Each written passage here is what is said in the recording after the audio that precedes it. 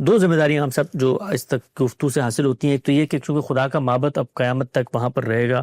حرم مکی میں، تو اب ایک تو اس کو آباد رکھنا ہے، قرآن مجید نے اس کو ذکر بھی کیا ابھی طواف کرنے والوں کی، نماز پڑھنے والوں کے لیے یہ ان کی بنیادی ذمہ داری ہے۔ دوسرا،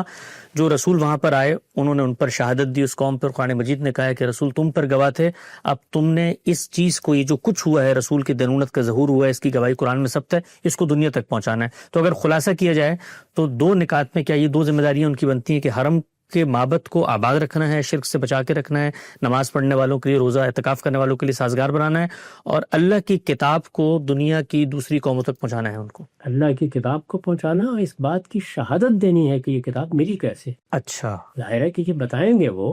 کہ یہ کتاب کہیں آسمان سے پھینک نہیں دی، ہمارے آبا کو ایک پیغمبر نے آ کے دیا۔ ہمارے آبا کو یہ اللہ کے پیغمبر نے دی، ٹھیک، اس کی پوری تاریخ محفوظ ہے، یعنی وہ کوئی ایسی بات نہیں ہے کہ قبل تاریخ کا واقعہ ہے، اس کی گواہی دینی ہے، وہ تاریخ کی روشنی میں کھڑے ہیں۔ ٹھیک، رسالت مآب صلی اللہ علیہ وسلم کی شخصیت بھی تاریخ کی روشنی میں ہے، وہ واقعہ بھی جس کے تحت آپ نے پیغمبری کا دعویٰ کیا سب لوگوں کو معلوم ہے، معروف ہے۔ آپ کے بعد ایک پوری امت وجود پہ آئی ہے، ایک بڑی سلطنت قائم ہوئی ہے، تو اس طرح ان کو یہ گواہی دینی ہے۔ اس کو قرآن نے بیان کیا ہے اور یہ کہا ہے کہ جاہدوا فی اللہ حق جہادہ، یعنی یہ اصل میں اب تمہاری جد و جہد کا میدان ہے، اللہ کی دعوت کی راہ میں جد و جہد کرو، اور اس میں اپنی طرف سے کوئی کمی نہ کرو، کوئی کسر اٹھا نہ رکھو، اس کا حق ادا کرو، جاہدوا فی اللہ حق جہادہ۔ پھر یہ بتایا کہ اللہ نے تمہارا انتخاب کیا اس مقصد کے لیے، هو اجتباکم، یعنی ایسا نہیں ہے کہ یہ ایک ذمہ داری ہے جس طرح میں آپ انجام دیتے ہیں، تمہارا انتخاب کیا گیا۔ یہ بتایا گیا کہ تم ابراہیم کی اولاد ہو، یہ تمہارے باپ کا دیا ہوا دین، تمہارے باپ کی قائم کی ہوئی دعوت ہے، اس کو تمہیں دنیا تک پہنچانا ہے، ملت ابیکم ابراہیم۔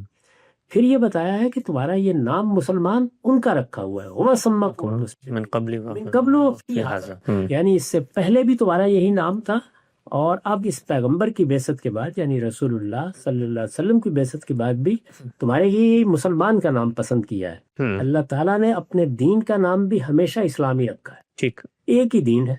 ظاہر ہے کہ ہم اس کو فرقوں میں بانٹ دیتے ہیں، ہم اس میں مختلف گروہ بنا لیتے ہیں، لیکن اللہ نے اپنے دین کا نام اسلامی رکھا اور اس کے ماننے والوں کی ایک ہی شناخت قائم کی، اور وہ یہ کہ وہ مسلم ہے، مسلمان، یہی نام ہے ان کے لیے، تو وہاں خاص طور پر اس کا حوالہ دیا ہے۔ اور پھر یہ بتایا کہ کرنا کیا ہے، لِتُكُونُوا الشُّهَدَاءَ عَلَى النَّاسِ، تم کو لوگوں پر اس دین کی گواہی دینی، شہداء وَيَكُونَ الرَّسُولُ عَلَيْكُمْ، اور رسول نے تم پر یہ گواہی دے دی۔ ٹھیک، تو گویا تم کیا ہو، امتاً وسطا، یعنی ادھر اللہ کا پیغمبر ہے، ادھر دنیا کی سب قومیں ہیں، تم ان کے درمیان میں کھڑا ہوا ہے گروہ، تو یہ درمیان میں یعنی دنیا کے درمیان میں آباد، ایک خاص علاقے میں ان کا انتخاب، درمیان کی امت، اور اسی حیثیت سے وہ یہ ذمہ داری انجام دیں گے۔ تو ان کو یہ تینوں کام کرنے ہیں، یعنی حرمین کو اس طرح قائم رکھنا ہے، خاص طور پر حرم کعبہ کو،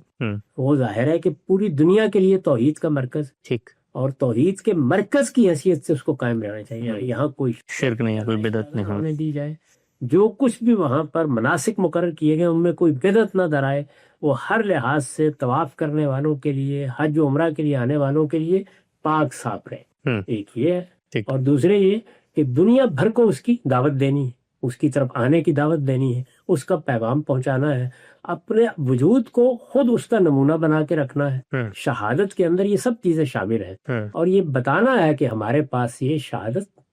کہاں سے آئی، اس کا ماخذ کیا ہے۔ رسالت مآب صلی اللہ علیہ وسلم کی پوری تاریخ کو سامنے رکھ کر اپنی یہ حیثیت واضح کرنی ہے۔ تو میں نے عرض کر دیا کہ اب اس کی ضرورت نہیں ہے کہ ان کو الگ کیا جائے، جو بھی وہ وہاں آباد ہے، ان کی وہ ریاست یا سلطنت ہے،